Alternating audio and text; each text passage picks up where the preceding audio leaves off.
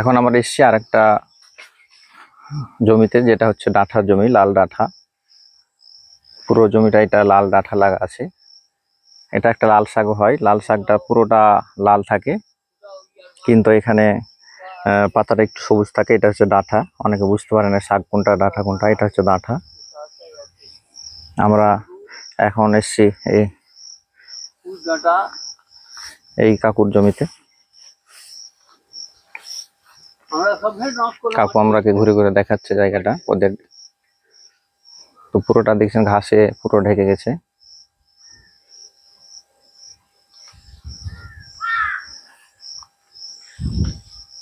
আপনি কিছু বলেন।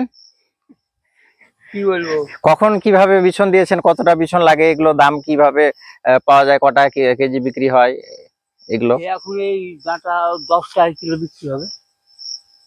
10 টাকা কেজি? এই 10 টাকা আটি, কিলো না, আমাদের কিলো না। এখন এখন ওই 4-5 টাকা বানবে, 10 টাকা আটি।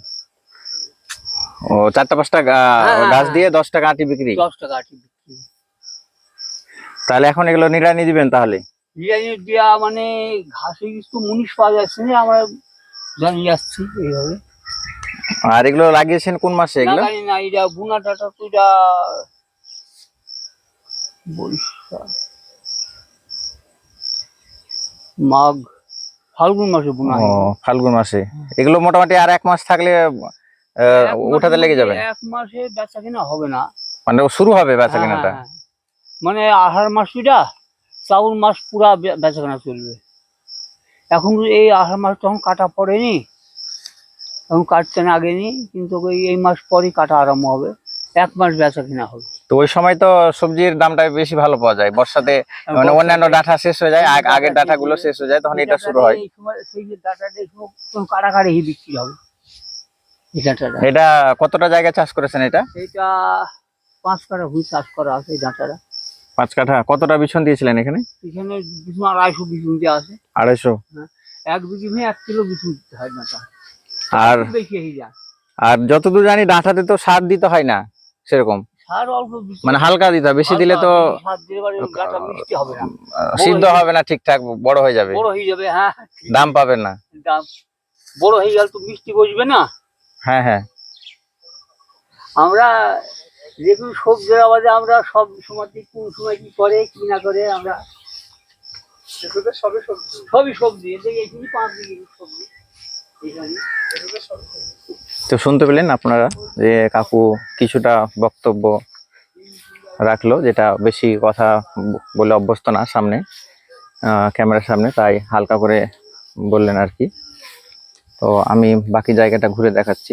গাছগুলো বড় আছে, ঘাসের জন্য বোঝা যাচ্ছে না, কিন্তু এগুলো মোটামুটি খাবার উপযুক্ত হয়ে গেছে বললেই চলে। এই যে গাছগুলো দেখছেন 1 হাত বড় হয়েছে, কিন্তু আর কিছুদিন থাকলে ভালোভাবে বেচা কেনা শুরু হবে। এটা এই দিকের গাছগুলো একটু জোরালো আছে।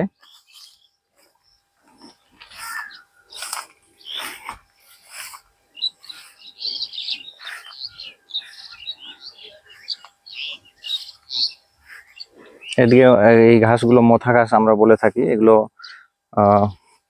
গোড়া থেকে না উঠালে আবার হয়ে যায়। কাকু এগুলো নিড়ানি দিলেন, যে উঠে উঠে ফেলেছেন। যেগুলো নিড়ানি দিলে গাছটার কোয়ালিটি একটু ভালো হয়। আর এগুলো বিছন ছড়িয়েও হয়, আবার অনেকে এক জাতে বিছন ফেলে যদি উঠে লাগায় একটা একটা করে গাছ, সেক্ষেত্রে সেটাও ঝাড় হয়, গাছটা ফলন ভালো হয়।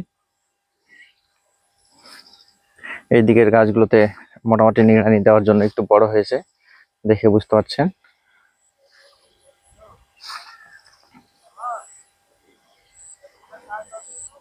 এদিকে কোয়ালিটিটা একটু ভালো আছে। আর এই ডাঁটাটা বর্ষার মধ্যে উঠে, তো তার জন্য দামটা ভালো পাওয়া যায়। শুনতে পেলেন 4টা-5টা গাছ 10 টাকা করে বিক্রি হয়, যেটা এখন বর্তমানে এখন চলছে সাদা কাটো ডাঁটাটা। আর লাল ডাঁটাটাও একটু দেরি করে হয়। এই যে 5 কাঠা জায়গা এটা চাষ করেছেন বিক্রির জন্য, সব বিজনেস পারপাসে চালু করা এগুলো চাষ করছেন। আপনারা চাইলেও বীজের দোকান থেকে, যে কোনো জায়গা থেকে যারা খাওয়ার জন্য করবেন, 5 গ্রাম থেকে 10 গ্রাম বিছন নিয়ে এসে এই বিছন ছড়িয়ে চাষ করতে পারেন, টবে হতে পারে বা জমিতে হতে পারে। দেখবেন যে পুরো সিজনটা খাওয়ার জন্য পেয়ে যাবেন। এগুলো খেতে অনেকটাই টেস্টি, আর এরকম ঘন আছে তার জন্য 1 আঙুল পর্যন্ত মোটা হয়েছে, আর ঝাড় কম আছে। এগুলো যদি পাতলা হয়ে থাকে সেক্ষেত্রে ঝাড় হয়। তো আজকে এই পর্যন্ত, দেখা হবে নেক্সট ভিডিওতে। ভিডিওটি ভালো লাগলে অবশ্যই লাইক, শেয়ার এবং সাবস্ক্রাইব করে দিবেন। আর ফেসবুকে যারা দেখছেন ফলো করে রাখবেন।